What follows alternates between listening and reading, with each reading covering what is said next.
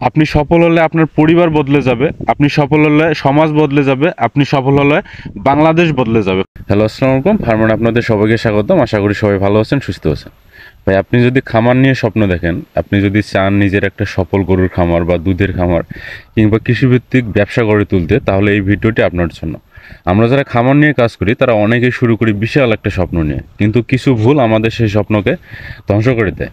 বাংলাদেশের প্রতি 10 জন খামারির মধ্যে 9 জন, হ্যাঁ 9 জনেই তাদের খামার বন্ধ করে দেয় মাত্র 1 থেকে 2 বছরের মধ্যেই।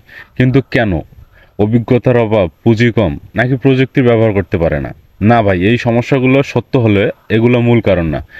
আসল কারণ মাত্র 3টা মারাত্মক ভুল। এই ভিডিওতে আমরা বিশ্লেষণ করব সেই 3টা ভুল যেগুলো করলে আপনি জীবনে কখনোই সফল খামারি হতে পারবেন না। আর জানাবো এই ভুলগুলো সমাধান কিভাবে করবেন, কিভাবে আপনি একজন সফল উদ্যোক্তা হতে পারেন। আপনার যদি গরুর খামার থাকে বা আপনি খামার শুরু করার কথা ভাবেন, তাহলে ভিডিওটি 1 সেকেন্ডের জন্য স্কিপ করবেন না। শেষ পর্যন্ত দেখলে আপনি এমন কিছু শিখবেন যা হয়তো আপনার খামার আর জীবনের মোড় ঘুরিয়ে দিতে পারে।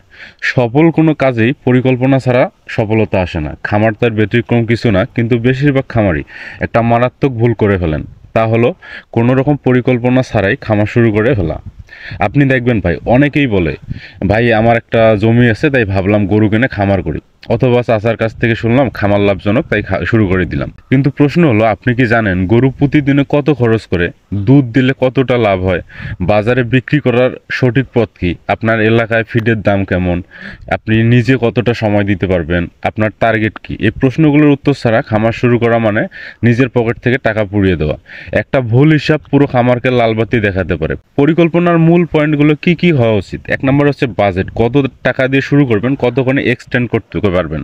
2 নম্বর যেটা হচ্ছে বাজার, আপনি দুধ বা গরু কোথায় বিক্রি করবেন, কার কাছে বিক্রি করবেন। 3 নম্বর হচ্ছে শ্রমিক, আপনি কি নিজে দেখাশোনা করবেন নাকি কাউকে রাখবেন। 4 নম্বর হচ্ছে খরচ ও আয় হিসাব, প্রতি মাসে কি খরচ হবে, কেমন আয় আশা করছেন। বিকল্প কোনো পরিকল্পনা না থাকে, যদি বাজারে দুধের দাম কমে যায় তাহলে কি করবেন।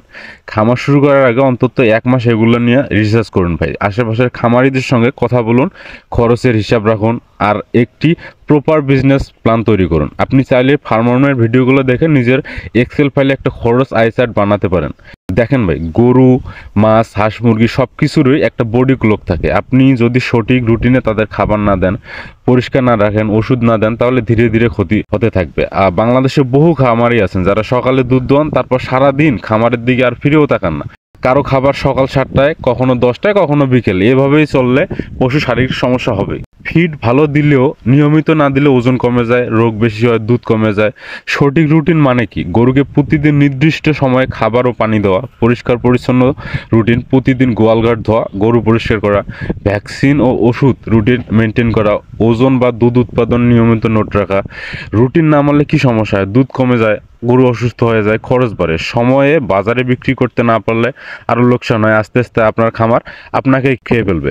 ভাই, আপনি যদি ভাবেন গরু আছে, দুধ দিচ্ছে, আল্লাহ ভরসা, তাহলে আপনি ভাই ভুল পথে আছেন। আপনার প্রতিটি সিদ্ধান্ত ব্যবসার মতো করে নিতে হবে। ব্যবসার মতো মানে কি? খরচ হিসাব রাখতে হবে, লাভ কমলে কেন কমছে বোঝার চেষ্টা করতে হবে, নতুন উপায়ে কিভাবে খরচ কমানো যায় সেটা ভাবতে হবে, মার্কেটিং করতে হবে, লোকজন জানে কি না আপনি দুধ বিক্রি করেন, লস হলে সেখান থেকে শিক্ষা নিতে হবে। আপনি যদি শুধু গরুকে ভালোবাসেন তাহলেই চলবে না, আপনাকে তার থেকে লাভ তুলতে জানতে হবে। ভাই, আপনার খামারকে পেশাগতভাবে নিতে শুরু করুন। প্রতিদিনের হিসাব রাখুন, ফেসবুকে একটা পেজ খুলুন, প্রতিদিন ছবি ও ভিডিও দিন, লোকজন জানুক আপনি একজন সিরিয়াস উদ্যোক্তা। ফার্মন চ্যানেল থেকে আপনি এগুলো শিখতে পারেন, শেখাতে পারেন, এটাই আমাদের উদ্দেশ্য। আমরা প্রতিদিন নতুন উদ্যোক্তা তৈরি করতে চাই, আপনার খামার যেন ব্যর্থ না হয়, সেজন্যই এই ভিডিও। এখন আপনি যদি এই 3টা ভুল করেন, পরিকল্পনা ছাড়া খামার শুরু করেন, রুটিন না মেনে চলেন, খামারকে শখ মনে করেন, তাহলে আপনি 90% ব্যর্থ খামারিদের মধ্যে পড়ে যাবেন। কিন্তু আপনি যদি আজ থেকে এই 3টি ভুল এড়িয়ে চলেন, তাহলে আপনি সেই 10% সফল খামারিদের একজন হবেন, যাকে দেখে আমরা অনুপ্রাণিত হব।